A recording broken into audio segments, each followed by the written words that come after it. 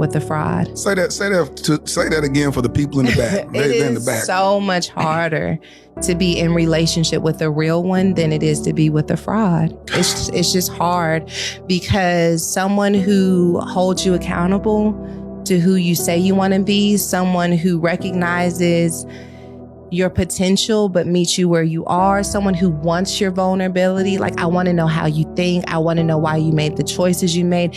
It requires a level of intimacy that you never have to do when you're just trying to see if someone's cheating and checking phone messages. And like, you don't have to be vulnerable in those relationships. You got to be tough. You got to be strong. You got to be hard. But now here comes someone that says, I want to be your soft place.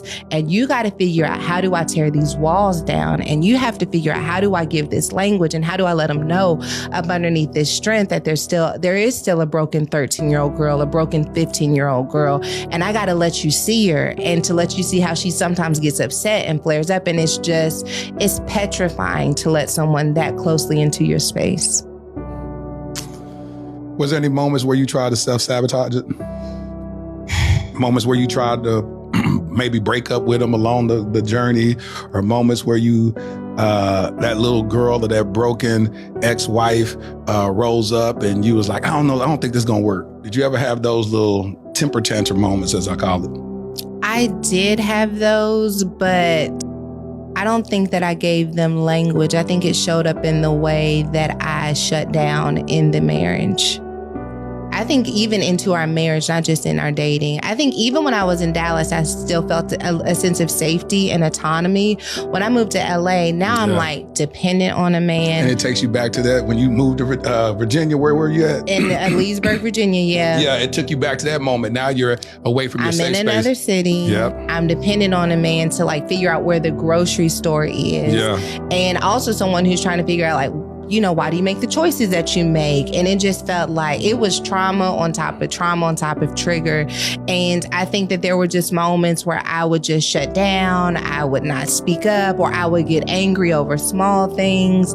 And it took me, oh my gosh. So we got married in November. It was the 4th of July of so maybe 7 months into our marriage. And I had frustrated him, he had frustrated me. And we were trying to figure out why we were frustrated. He was like, I'm gonna go out for a drive. And I was like, cool, enjoy. And he finally comes up to the room and he looks me in my eye, and I'm looking at him, and we pitiful, but still a little bit guarded. And he was like, I think I need you. And I was like, I think I need you too.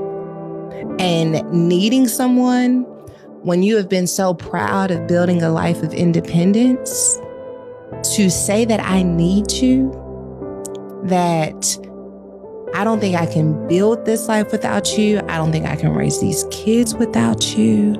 It's one thing when I want you, but I need you.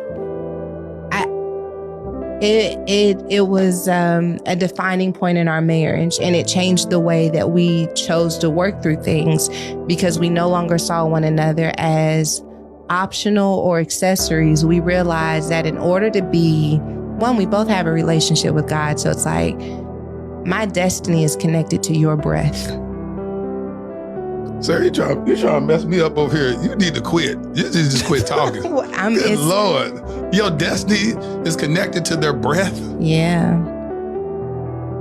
You feel like that. I do. I do. And the strong, independent woman in me wants to be like, girl, you got this. Don't ever say that. Why? Shh. Don't you say that. Don't People you say are listening. But I couldn't do it. I couldn't do it without. He steadies me. He knows how much it costs me to be me. I can't raise these kids without him. They'd be half the version of who they are. And so this is what they say, what God puts together. This, I get it now. I finally feel free from shame.